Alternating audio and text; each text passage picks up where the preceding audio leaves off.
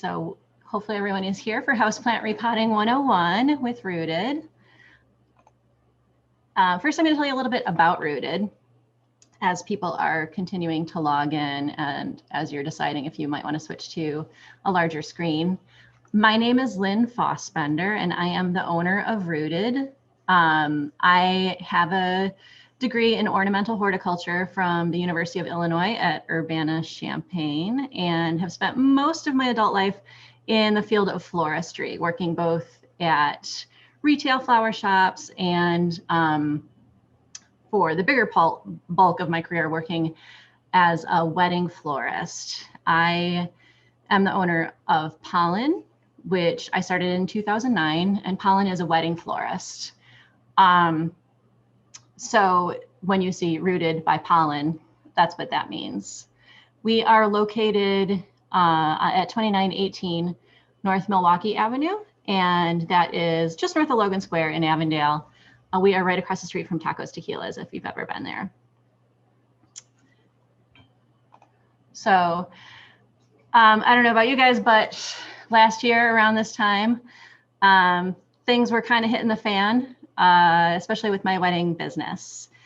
I was starting to get all the emails from my clients trying to figure out what they were going to do, and also like proactively sending out emails to clients, trying to figure out, you know, with the pandemic, what our next steps were going to be. As I realized that my business was really going to take a dive, one of the first things I did in probably late February, early March was go to plant stores to buy a house plant. Like somehow that felt like that was going to make me feel better. And, you know, it does. So it kind of evolved from there where I was looking at my floral design studio and realized like no one's going to be in here for a year. What could I do with this space? And that's how I came to start up Rooted.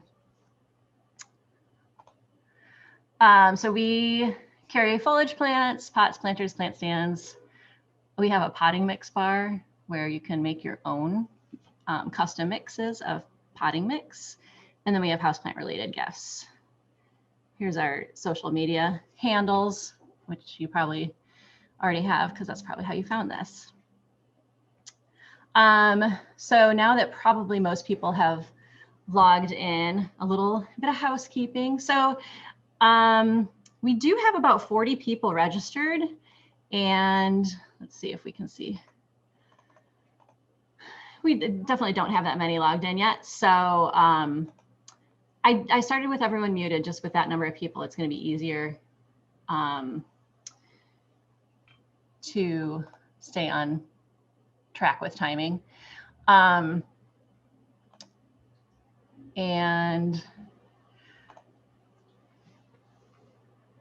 But if you have questions, if you could put your questions in the chat, that would be great. I will not be, I see we already have one. Hi, oh, Hadassah, hello. Yeah, awesome. It's so nice to see so many, not only like Rooted regulars, but friends from the wedding business and past clients signing up for this workshop. So that's awesome. Thank you all. Yeah, so put your questions in the chat. I will probably wait until the end of each topic to check in on the chat. Otherwise, I get like really distracted trying to read them all because I get kind of sucked into that. So, but definitely, like as you have a question, put it in the chat before you forget it. And if it's a small enough group, we're getting bigger. Yeah, let's stick with that. As I say, if we don't have a ton of people, we can just unmute ourselves as needed, but let's stick with the process of putting your questions in the chat. So here's what we're going to talk about today. We're going to talk about why you might want to repot your plant. We're going to talk about when, oops, sorry, I was trying to click on something else. Ooh, hang on. We're going to talk about when the right time to repot is, and we're going to talk about choosing the right pot for when you are repotting. We're going to talk a little bit about choosing a potting mix. Because this is 101, we're not going to go too deep into potting mixes. Some people do a really deep dive into that, but we'll keep it a little basic today. And then at the end, I'm going to tell you how to repot, the steps to repotting, and then do a demonstration. So first, just I kind of want to gauge where everyone's at with their experience with repotting. So you should see a poll which asks, what is your experience with repotting? The first answer, I'm new to plants. Oh, I said plants, new to plants. I've never repotted a houseplant. Second answer, I repotted a few times, but I was just winging it. And last answer, for the more experienced folks, I've repotted many times. Pretty sure I'm doing it right, just looking for a refresher. So it looks like most people have repotted a few times, winging it, which, you know, you probably did it right. Maybe, I don't know. We'll see. But by the end of this, you'll definitely know if you were doing it right or not. So thank you all for, almost everyone participated in the poll. Great participation, folks. Thanks. All right, so, there are the results. So most people are kind of in that middle range there. So, all right. So let's jump in. So why might you want to repot your houseplant? Maybe you just bought a new plant, you brought it home, and you don't like the look of the nursery pot. That's one reason. Maybe it's not a new plant. Maybe it's an old plant that you've had for several years and the soil is depleted, which does happen. So, and the way you might know that the soil is depleted is that your plant is just kind of not doing much anymore. Like maybe it was putting out new growth in previous years and real happy, and then it just started kind of languishing. So that can be a sign that the soil is depleted. Maybe you got a plant and it's at a weird angle in the pot. I got one. Hopefully you can see the thumbnail of my screen here, but I got this one that I bought for the shop, and it's just planted at a weird angle. Like I want it to, you know, be more vertical, but it's a little bit off to the side. So that's when I'm probably going to repot, just to adjust for that angle of the stems there. Or sometimes you might get a plant that's either like too deep in the pot or too high up in the pot, and every time you water, the water is going everywhere because the soil is right at the top of the pot. The other reason you might want to repot is because your plant has outgrown its pot, and the signs of that will be kind of similar to depleted soil, where it just starts languishing. Or showing off one of my prized plants here. This is a blue star fern.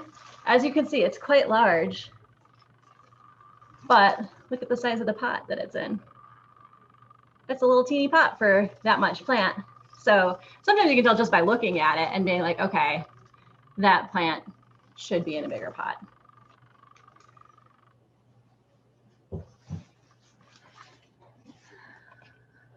So when's the right time to repot?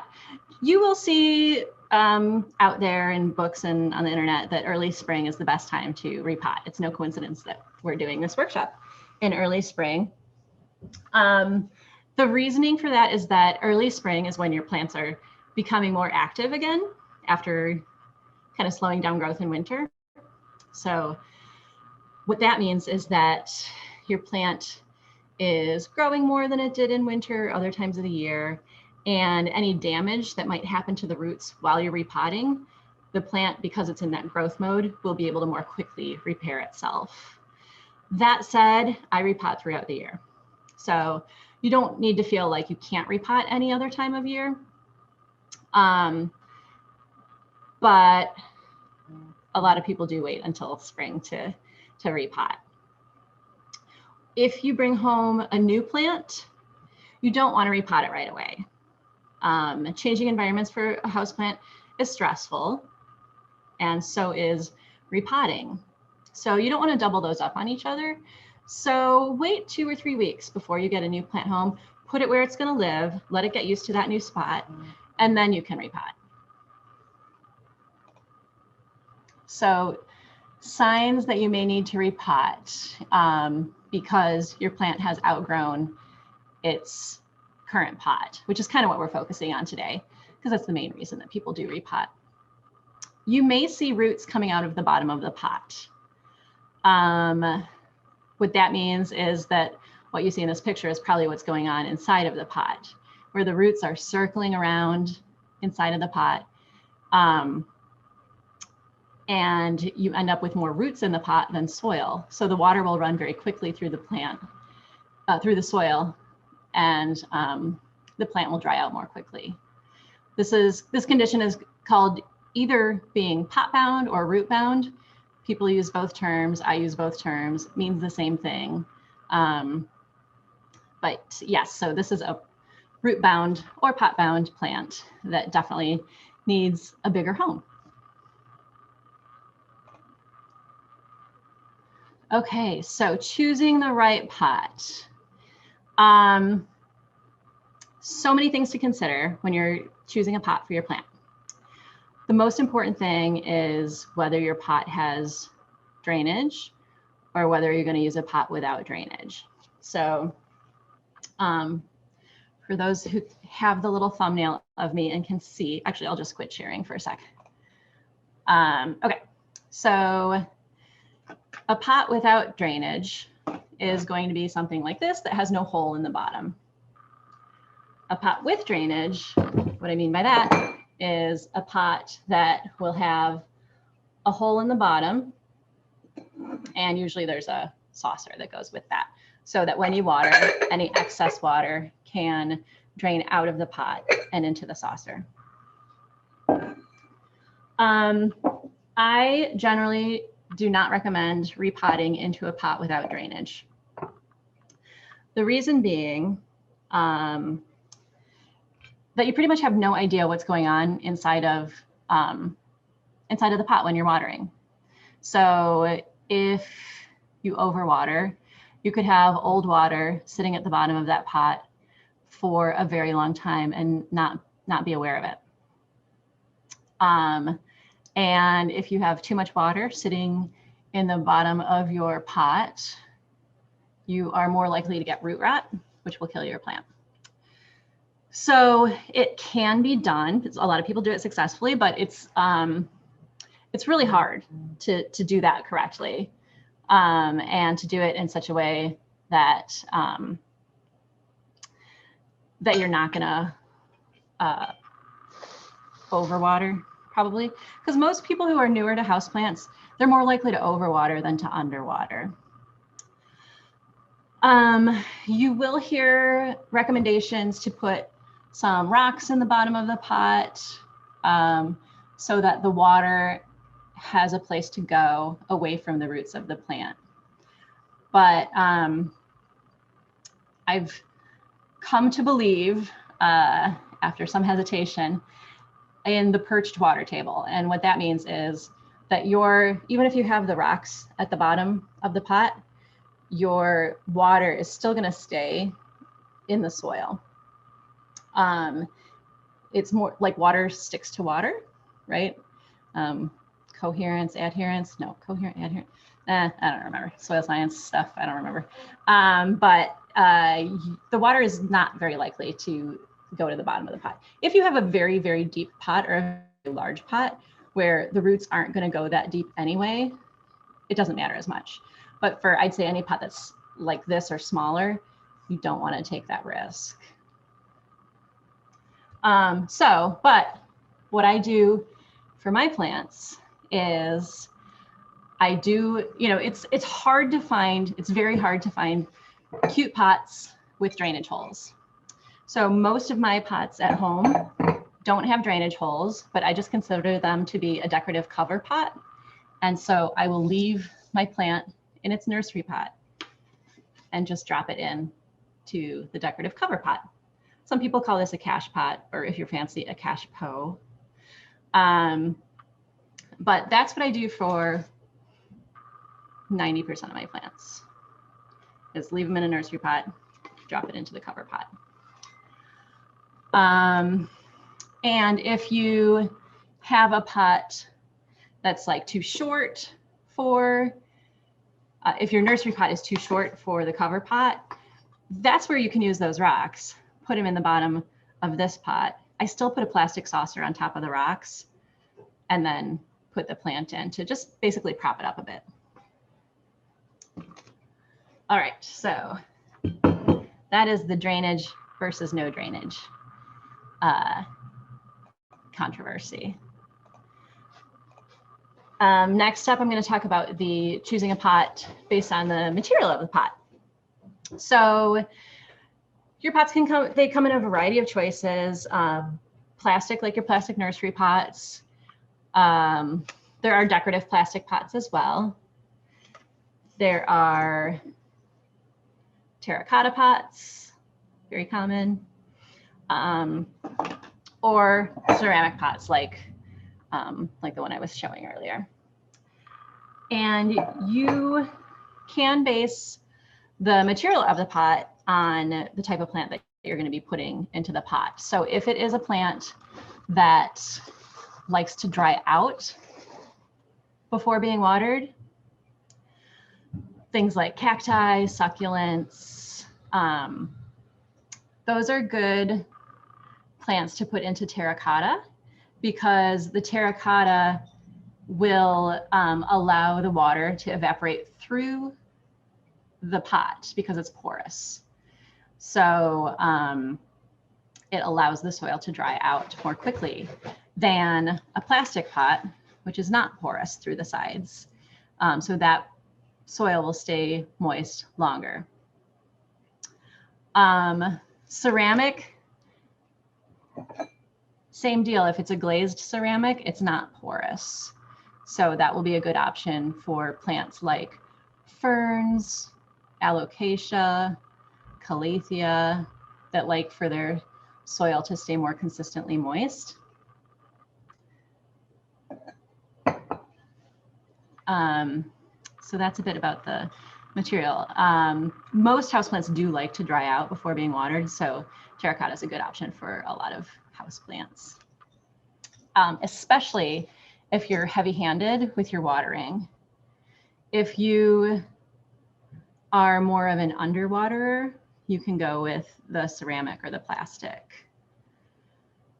But if you really like watering your plants frequently, then choose something like the terracotta that will, or an unglazed ceramic that will allow the water to evaporate a bit more. Pot size, after making sure your pot has drainage, I'd say this is the most important thing in choosing the right pot. When you are repotting because your plant needs a bigger home, it's tempting to just like throw it into a giant pot and you're good for, years. But you only want to go up one size in pot. So just an inch or two in the diameter of the pot. So if it's in a 4-inch pot, you only want to go up to a 6-inch pot, 5 or 6-inch pot. Nursery pots are generally 4, 6, 8, 10, 12 inches, even numbers. So you only want to go up one pot size. The reason being,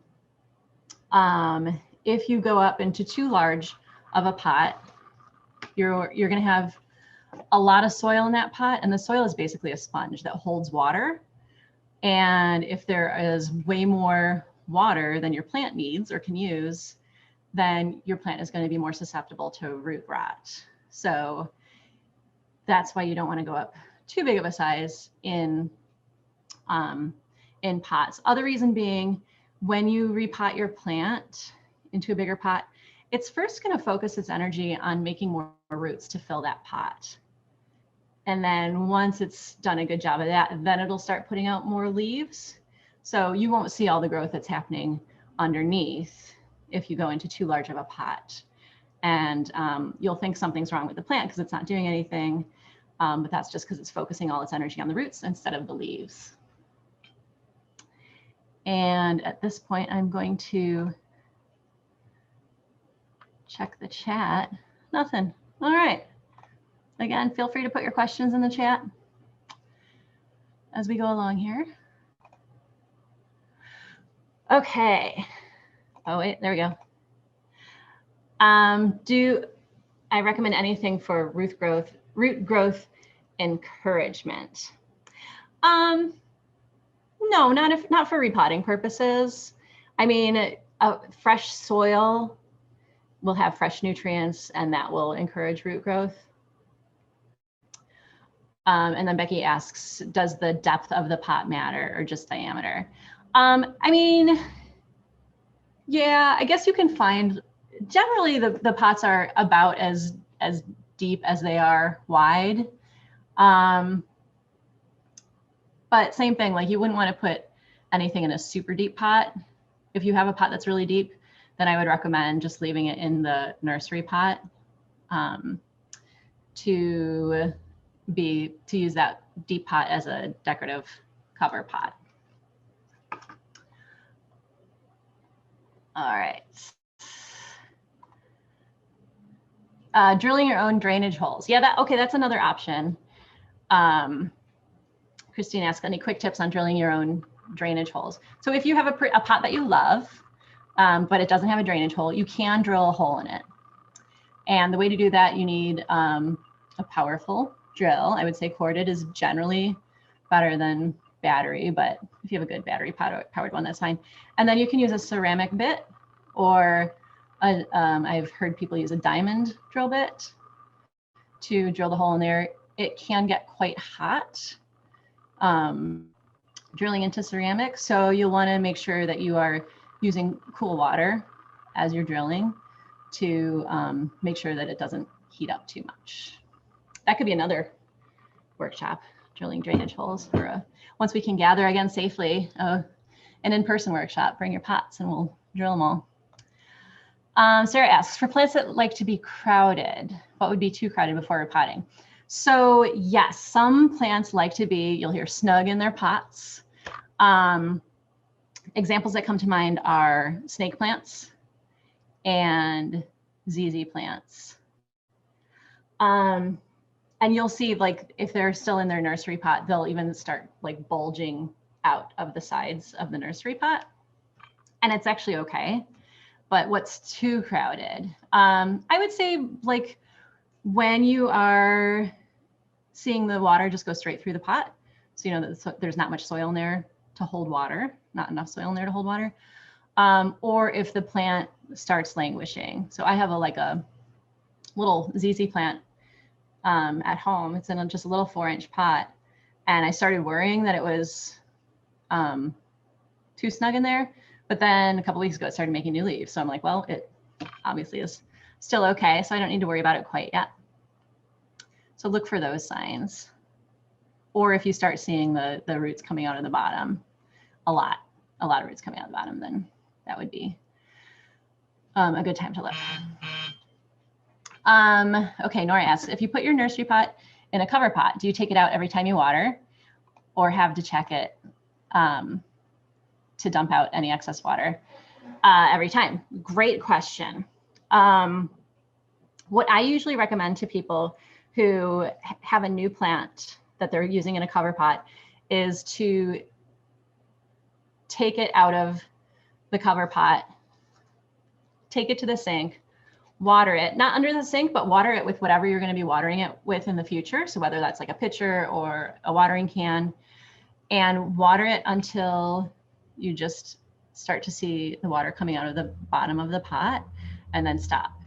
Do that the first few times that you water it, and that will give you a sense of how much water you should be watering it, the quantity of water. And then once you get a feel for that, after a few weeks or a month or so, then I just leave them in the cover pot and water them like that. So that would be my recommendation. But yes, if you are watering it while it's in its cover pot and you see there's a bunch of water sitting at the bottom of the pot, you'll want to dump that out, because you don't want your plant sitting in that water for, after like half an hour. If it hasn't soaked up the excess water, you'll want to dump that out. Okay, Lauren, when reusing a used terracotta pot, do you suggest washing / cleaning the pot? Yeah, definitely. Even if you're reusing a nursery pot, best to wash it. If you can, sterilize it, because previous plants may have had something bacterial or fungal going on. So you'll definitely want to wash it. And then Rachel, hi Rachel, asks, for repotting cacti, anything different? Is it discouraged to add multiple plants into one larger pot? Good question. Cacti, we'll talk about that in a sec. I'll come back to that in a sec. As far as putting multiple plants into one pot, it's fine as long as those plants have similar requirements for light and water. So yeah, you can put cacti together. But I often see, like as a florist, I would see dish gardens that would go out as gifts and they'd have a variety of plants in them that had very different needs. And like, that doesn't make sense. But as long as all the plants in the shared container have similar needs, you're all good. Samantha asks, what do you use to sterilize terracotta and ceramic pots? Is bleach safe? Yeah, bleach is fine. Diluted, very diluted bleach is fine. Yep, you bet. All right, that's all the questions for now. So keep those coming, but I'm gonna move along now to talking about potting mix. Okay, so choosing the right potting mix. If you go to a garden center or hardware store to buy your potting mix, you'll see garden soil. And that is not what you want. Garden soil is meant for outdoor use. It is really heavy. It's a dense and heavy mix that when you water will get too compacted for indoor plants. And compacted soil means that the roots don't have enough oxygen. What you do want to look for is an indoor potting mix. And you'll often see this called a soilless mix. Often the main component is going to be either peat moss or coco coir. They kind of do the same thing. But a high quality potting mix, I know that some, and here's where I would ask you all to chime in the chat if you have a favorite potting mix to share. I like Fox Farms Ocean Forest is my preferred potting mix. I know a lot of people like Black Gold as another one.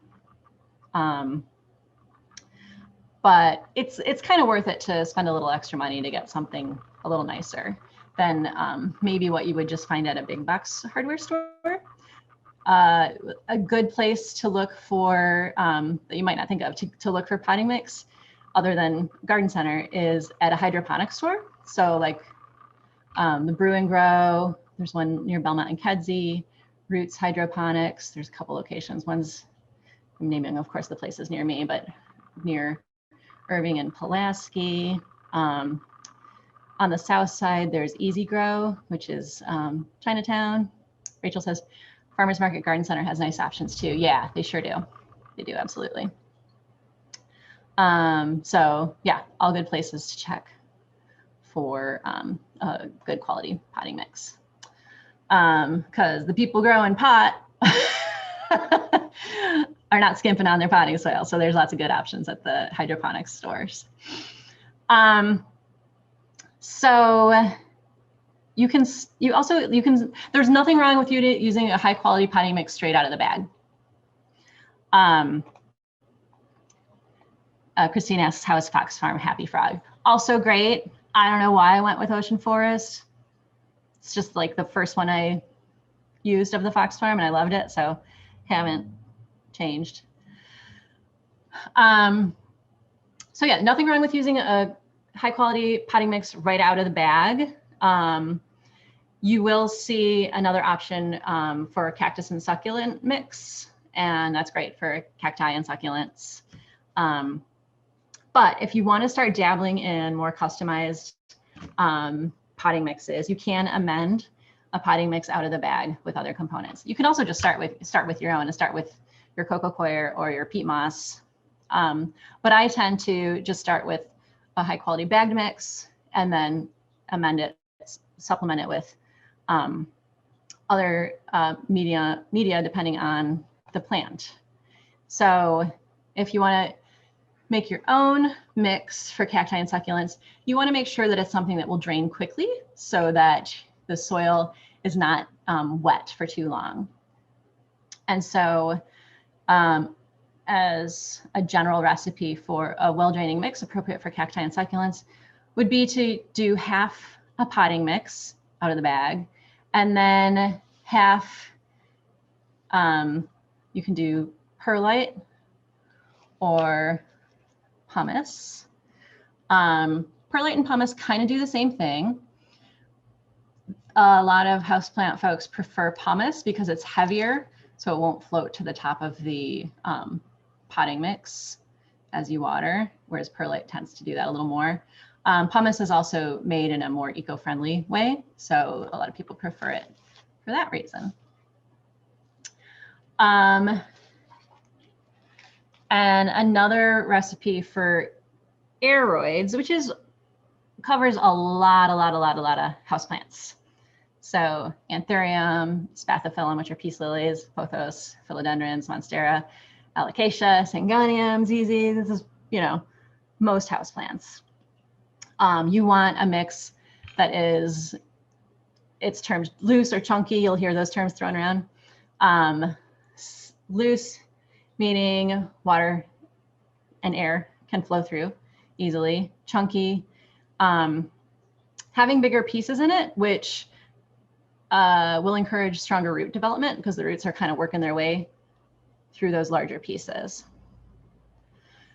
So a good aeroid mix, and you'll find all different kind of recipes online for soil mixes or potting mixes rather, and a lot of opinions out there. So with a lot of things in houseplants, like do what works for you. But here's a starting point anyway, which would be a third potting mix, a third perlite or pumice, and a third orchid bark. And I'll do anywhere from a third to a half potting mix, a quarter perlite, a quarter orchid bark. But again, nothing wrong with using the potting mix straight out of the bag. Anwar asks, would this work for citrus as well? I don't have a lot of experience with citrus, so I'm afraid I can't answer that. Yeah, I haven't really tried growing citrus. Okay, next up, repotting steps. I'm going to see another. Victoria asks, is it okay to add moss at the top of the soil for decorative purposes? Yeah, I was even going to talk about that, and I had some moss sitting by. Yeah, and this was like, as a florist, we did this on everything because everything was going out as a gift. And like, I thought for the longest time, looking at soil on the top of a plant was like, I don't know, unsightly. Now it doesn't bother me at all. But yeah, you can use, Spanish moss or sphagnum moss on top of the soil. I still have it handy. Let me grab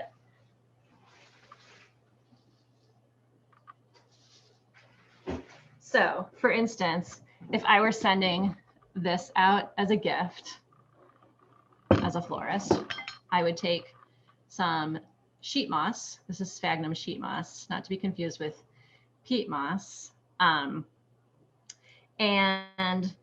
what you can do is just you can stretch it apart a little bit, put it around the top of the plant, and then you don't see the soil. So it's a more finished look. The disadvantage is once you get really familiar with plants, you'll be able to see by the color of the soil whether it's dried out or not. So you're kind of losing that indication of whether something needs to be watered. The other disadvantage is if you have a decorative pot, if you have a nursery pot inside the decorative pot, you don't see exactly where that gap between the decorative pot and the nursery pot is. So you could end up watering like in this gap between the 2 pots, which doesn't do much for your plant. So those are the disadvantages, but yeah, it's a more finished look. And then Sarah asks about stones on top of the plants, even on things that aren't succulents, good or bad. I'd say same reason that you can't see the soil to get that visual indication of whether it needs to be watered. Other than that, no. I mean, I wouldn't say it's terribly good or terribly bad. Caitlin asks if I'm going to discuss repotting from water to soil. So I will be doing a propagation class soon, but I can talk about water to soil. I'll do that at the end. Because Caitlin says she has a few pothos that survived in water as cuttings and then died after potting them up. Yeah. Yeah, I'll cover that at the end. So repotting steps. Here's the meat of it, right? So first, preparation. You're going to pull all your supplies. This is like everything you might possibly need. You also can just, you know, get a plant and a pot and some soil and probably be just as fine. But if you like to really over prepare, you'll need your new pot that you're planting it into. You'll need your plant that you're repotting. You'll need your potting mix and amendments if you're doing that. A bowl or a bucket. And I'll come back to why you might want a bowl or a bucket. Shovel, scoop, spoon, or you can just use your hands. Spray bottle or paintbrush. This will come into play at the end. And gloves. Gloves for a couple of reasons. I mean, I never use them, but where'd they go? Oh, gloves. I mean, the most obvious reason is to keep your hands clean, right? If you don't like dirty fingernails, then you'll want to wear gloves. But also some plants do cause irritation to the skin. And I like don't have sensitive skin, so I'm always like, oh, I can handle whatever. But I did earlier this week, I was removing some leaves from a Dieffenbachia, and like for 2 days, my hands were itching and burning. So Dieffenbachia, ZZs are 2 that come to mind that irritate my skin, even though I don't even have sensitive skin. So if you're best to just maybe do a quick Google on the specific plant that you're going to be repotting, the plant, and then either like toxic or irritation to see if you should expect to, if you should take care to protect your hands. And then it's messy. Repotting is messy. So you'll want to lay out a tarp, or you can like work in a box or tray that maybe you got from the garden center. I have like a low bin from IKEA that I use for repotting, or you can just put out newspaper, just lay out newspaper and then, you know, gather that up at the end. So that's kind of how to get your stuff together for repotting. So the first thing you're going to want to do is remove the plant from the pot. Sometimes this is easy and sometimes it is not. So I showed pictures of a not easy situation that I had. I was pulling and pulling and pulling that plant out of the pot, and nothing was happening because there were roots growing out of the bottom of the pot, and I didn't want to disturb those roots too much. So I ended up sacrificing the pot and cutting it open to free the plant from the pot. Sometimes it's as easy as pulling it out. When I do my demo, I'll kind of show you a more typical situation for repotting and removing the plant from the pot. Once you have your plant out of the pot, this is a good time to check for root rot. And what that will look like is mushy dark roots. Some plants do naturally have dark roots, so don't be alarmed if you don't see, like on this plant, these lovely white roots. Some plants do naturally have darker roots, so don't be alarmed. But if they're mushy, if they're stinky, then you'll want to trim those roots away with a sterilized scissors or shears, and you can sterilize those just using rubbing alcohol if you have it. But you'll want to remove any rotten roots. Number 4, a little controversial. Again, different people have different opinions of what works for them, but you may want to tease apart the roots a little. Some plants don't like their roots being messed with. Hoya comes to mind as a plant that doesn't like having its roots messed with. So in that case, you'll just want to, you know, with minimal disturbance to the roots, repot it. But some people like to tease apart the roots a little. And if you do decide to do that, do it with something that is kind of blunt, like a chopstick, or this is my repotting spoon, but the end of it is curved. And you can just tease apart those roots a little bit if you want to. And then with your pot handy, you'll put some soil at the bottom of the pot, check the height, put the plant in, check the height, see if it's, you want the new soil level to be a ½ inch or an inch below the rim of the pot, because as I mentioned before, when you're watering, if the soil level is right at the top of the pot, that water is gonna flow over and drive you crazy every time you water. So you want to be sure there's enough space to hold some water as you're watering. If that makes sense. And then you're going to add soil to the sides to fill in, and then water the plant after it's repotted. By watering the plant after it's repotted, your new soil, it'll help your soil settle into any large air gaps. So, but I know for me, I like to see it done, and you know, more things will come up as I do it. So I am now going to repot a plant. So let me get a few things out of the way here, and I'm going to make myself big just so that I can make sure that y'all can see what I'm holding up. So what we are going to repot today, Ilana brought in her little money tree here, which we're going to put into a bigger pot. So first I'm going to take the pot out of the plant out of the pot. And so a lot of times you can just kind of squeeze, if it's in the nursery pot, you can squeeze the nursery pot. That will kind of release the soil from the sides of the pot. And then I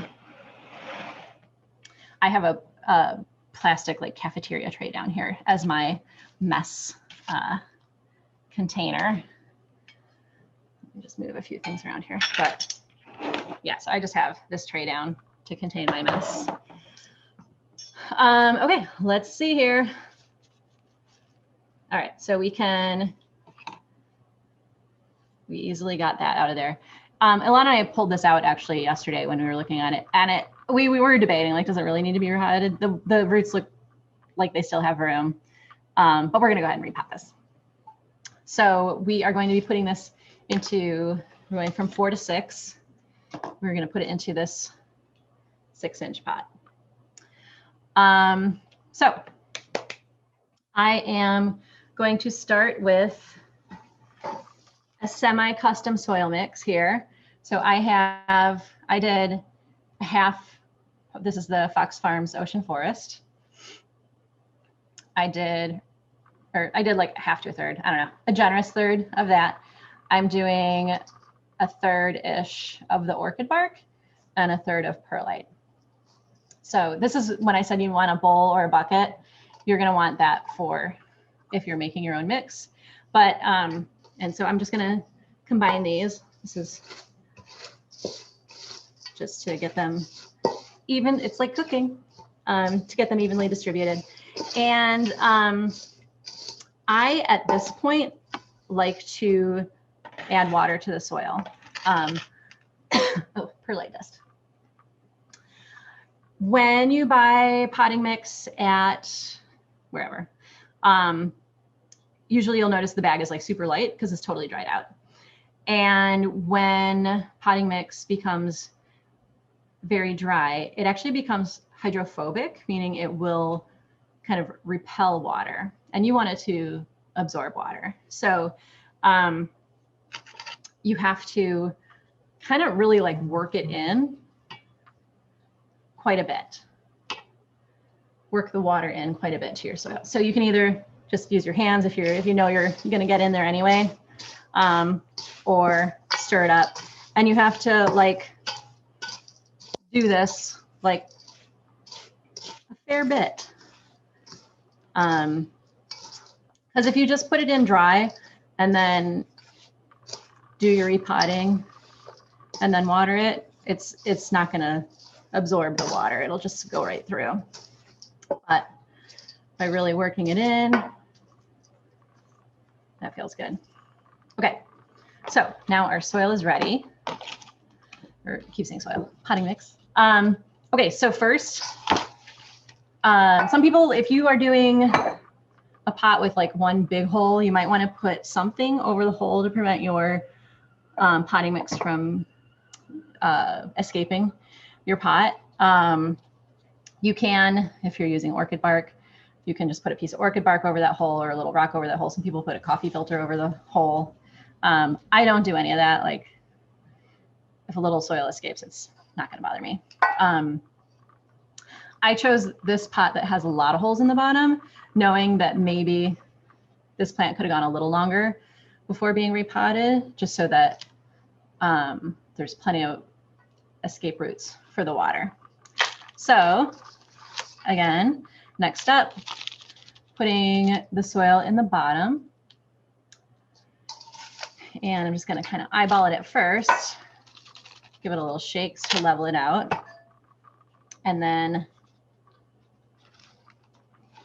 here's our plant. And this is too high, so I put too much soil in there. So this is that testing out the height part. So I'm just gonna get rid of some of that. Try again, better. I think that's, I'll take just a wee bit more out. Okay, I think that's great. And rather than just centering the soil bit in the pot, I'm going to look at the actual stem and center that. And then add more along the sides. If you have a really small pot, just using like a little spoon to get the soil in along the sides works. If you have a really big pot, you might want to do more of a larger scoop. I'm going to scoop it in and then work it along the sides, just in the interest of time here.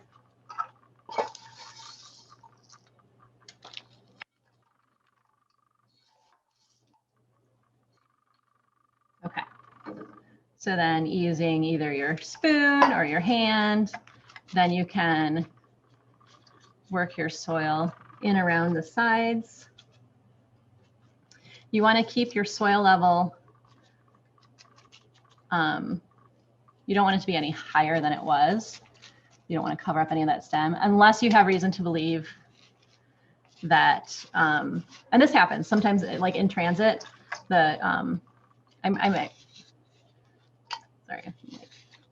I'm going to move the plant a little because it's not quite centered. So I'm kind of adjusting. In transit, the houseplants sometimes do lose soil from the top of the plant. So if you have a reason to believe that the soil level at one point was higher, you can compensate for that. But generally speaking, you don't want to cover up more of that stem. And you don't want any, like I mentioned with the watering afterwards, you don't want any big air pockets in here. So a couple of ways to try to avoid air pockets. One is by tapping the pot to try to eliminate any large air pockets. The other would be by using a chopstick or something like that to, or like I'll use the blunt end of this spoon to work in the soil a bit. You don't want to like jam it in there. You don't want it too compacted because you want little channels for air, but no big air pockets in there. So, and again, I'm adjusting to make sure it's straight up and down. And I'm going to call that good. So now it's watering time. And I'm going to use my watering can here and again, just water it. You'll see the soil will settle a bit as you're watering. And so just water until it's coming out of the bottom. Let that drain fully. And then you are all repotted. If you are one who fertilizes your plants, excuse me, you don't want to do that right away. You'll want to wait a month or two before fertilizing because any damaged roots could get burned from being fertilized too soon. So that is the repotting demo. I see some questions in the chat here. Okay, Lauren asks, what's the best way to store unused soil? I'm pretty lazy about it, to be honest. What you should do, I would say put it in like a plastic tote. I was talking with someone who bought a like a dog food tote for their soil, which seemed pretty brilliant. But I just leave it in the bag and roll up the bag. Yeah, so as long as the soil is sterile, it should be okay for, you know, a year or so. Becky asks if I sell nursery pots or recommend somewhere to buy them. If you're looking for one or two, I usually have some sitting around that I will give to people. If you're needing a higher quantity or larger ones, I don't have as many of those. I don't have any. But, the hydroponic stores have larger nursery pots and you don't have to buy like a jillion of them like you would have to online. So, and I saw some at Menards. I saw some nursery pots at Menards recently, so worth checking there as well. And also check, like if you belong to a buy nothing group, I see them offered up on like Facebook groups a lot, gardening groups or buy nothing groups. So check there too, because you know people have them. What if you repot a plant and notice it's not looking so good after a couple of weeks? Ruh-roh. I would say write it out. Yeah, I wouldn't fertilize it. I would fine tune your watering, you know, maybe going to a bigger pot. It's getting too much water or, you know, holding too much water. So maybe dial back on the watering a little bit, but really like kind of monitor your watering more closely. A lot of plants, if it's a low light plant, maybe move it a little closer to the window because low light tolerant plants actually prefer more sun, but they tolerate low light. So maybe move it a little closer to the window so it can get a little more light and give it a little leg up so that it can, you know, photosynthesize more, which will allow it to do any repair that it needs to do. Lots of questions here. If repotting and you find nursery mesh, should it be removed? Oh, great question. I saw one in one of the plants here, and I was actually gonna show it as a demo, but yeah, Sarah says sometimes she feels like it's constricting for the roots. I totally agree. If you don't know what we're talking about, so like some nurseries will put their little cuttings in a little mesh that's supposed to degrade. It's like a little mesh sock, I guess, that's supposed to degrade with the plant, but a lot of times it doesn't. And, you know, supposedly the roots can go through it and it degrades, but I find them in plants here. So if you're repotting and if you see that, and if you can remove it without damaging the roots too much, I'd say go for it. Okay, Victoria, is it okay to spray neem oil right away to prevent insects? Yeah, sure. Yeah, and for those who aren't familiar with neem oil, it is a plant-based product that can be used as an insecticide or just as a leaf shining agent. You combine it with water. You can buy a pre-made spray or you buy the neem oil concentrate and add a little bit of dish detergent to act as an emulsifying agent and water and spray the leaves with that. And usually I'll wipe them off too. But if you're doing that, don't do it.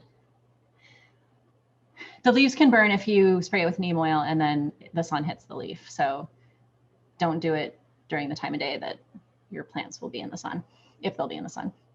When would you use peat moss? Would you put that in a potting mix? Yeah, peat moss or coco coir are often the main component of a potting mix. So when would I use peat moss? Yeah, a lot. I actually don't have peat moss here because coco coir does the same thing. And it's a renewable resource. It comes from coconuts, whereas peat moss is harvested from bogs and not renewable, or it takes a long time for the peat to renew itself. Peat moss, coco coir, they hold a lot of moisture. So that's why you add the things. That's why you wouldn't use straight peat moss, generally speaking, for houseplants, and you would add something that would loosen and make chunky your soil mix. Catherine asked, what soil mix proportion for calathea, plants that like to stay moist? I would probably just not add, I would just use the mix straight out of the bag and not add the things that make it drain more quickly, like the perlite and the orchid bark. Both makes it drain more quickly, but also holds water. It's kind of a weird one. But yeah, calathea, I would just use the straight up potting mix out of the bag. Hadassah, if I've let's say a friend recently repotted aloe using original soil, which was originally in garden soil, should I repot it in a better soil soon or wait a while? And which soils do you recommend for aloe and pothos?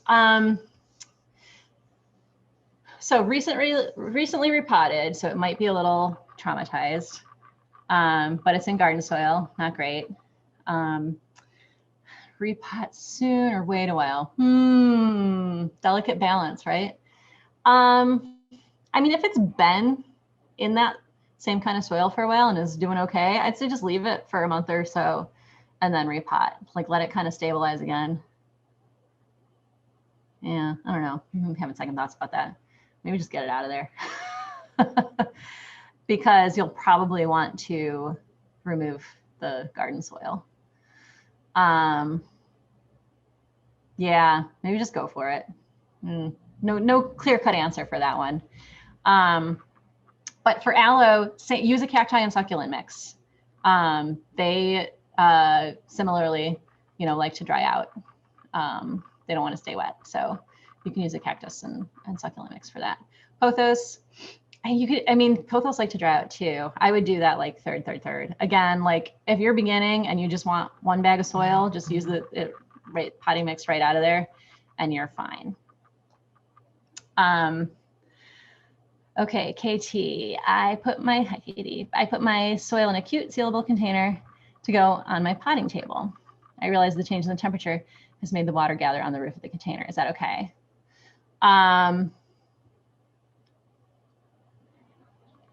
So, the soil. Okay, yeah, I gotcha. Okay, so you're getting some condensation inside of the container. It's okay. I mean, you can, I would probably like crack it open a little bit, just in case there's any contaminants in there that could make it mold. Or in case it was open and if any fungus gnats are around, they love wet soil. So maybe just let it dry out a little bit. Just crack that open, let it dry out a bit. Okay, Peter, any advice for DIY humidity trays? Trying to counteract a radiator. Yeah. So I actually here at the store, I have my calathea on a humidity tray, and I use, it's kind of like this. It's like a cafeteria tray. I mean, you could use like a baking sheet, no, cookie, yeah, baking sheet, something with a rim. I'm trying to think what else would be clever. A lid of some sort. You put little rocks on it, pebbles, like little pea gravel, and then have water in with the pea gravel. You want your plants to sit on top of the water. You don't want the plants like in contact with the water. So we have the rocks up high enough that the water is below the rock level. Oh, Anwar, boot trays work well. Yes, yes, yes. So then that raises the humidity in the immediate area of those plants. So like for calathea or ferns or other humidity loving plants, that can help increase the humidity in the immediate area of those plants. I realize we're inching past 11 here, so, but I don't want anyone's questions to go unanswered. Nora asks, if you use a potting mix that maybe wasn't a good option, is it too much shock to the plant to repot relatively soon in a better mix? Yeah, that is similar to how I had asked this question. And I similarly am like, if it is a plant that is not a finicky plant, like if it's a pothos or a snake plant or something like that, I'd say go ahead and repot it. If it's something that doesn't like its roots messed with or is more delicate, like I'd say a Hoya or a Calathea or an Alocasia, I would let it kind of, you know, get acclimated again before traumatizing it again. I don't know. Again, not feeling 100% confident in that answer, but that's kind of what my gut is telling me. Does water temperature matter when watering? It does, actually. I mean, kind of. It's not like a make it or break it thing, but you want to water with room temperature water. Using water, like some people like to use their Brita filter water or whatever filter water out of the fridge. But you should let that come to room temp first because you don't want to shock the plants with cold water. Okay, Nora, in my case, it was Miracle-Gro Moisture Control Potting Mix, but it isn't dry to start. And I realize I'm not sure if it's indoor plant specific.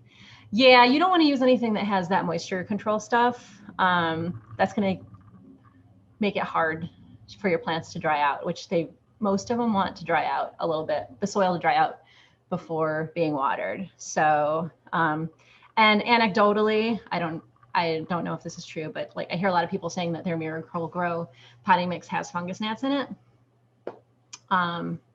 You know, but like a lot of people use Miracle-Gro successfully. So I don't know, you know.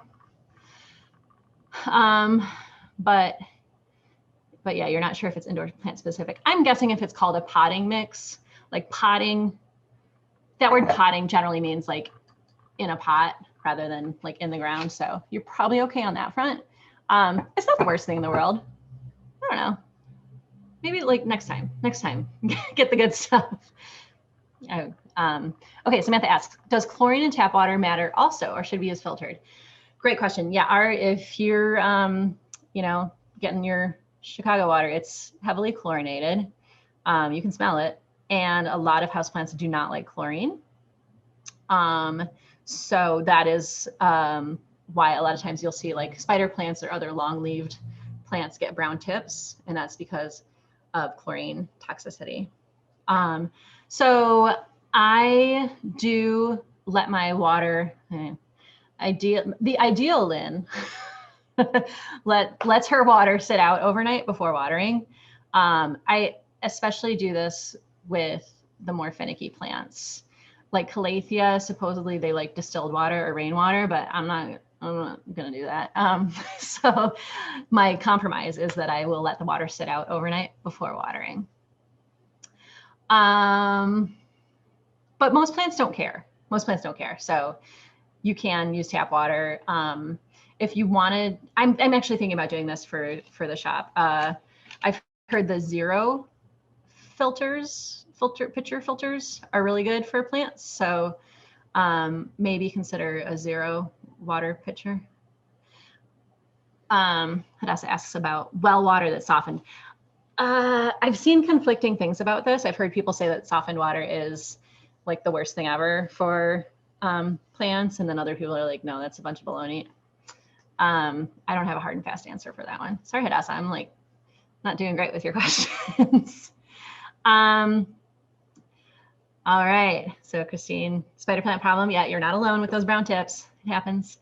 All right, so we went a little over, but I'm glad that you guys had questions and that I could answer most of them. If you guys have any other questions, feel free to, I was gonna say email me, but actually lately my preferred method of communication is through Instagram messages. So feel free to find me on Instagram, ask me questions. Thank you so much for coming. If you have, propagation class, I'm probably going to do my Houseplant Care 101 class like quarterly, I'm thinking. So if you want more of just like the basics where I go into light and water and like upkeep for plants, keep an eye out for that. I did it, I don't know, was it last month? So maybe in another month or two, I'll do it again. And if you have any ideas for other workshops that you'd like to participate in, yeah, let me know. Shoot me a message. You can call the shop line. You can text the shop line. It's a cell phone. Or yeah, message me through Instagram. Thank you guys so much for coming, and enjoy the rest of your Sunday fun day. Thanks all.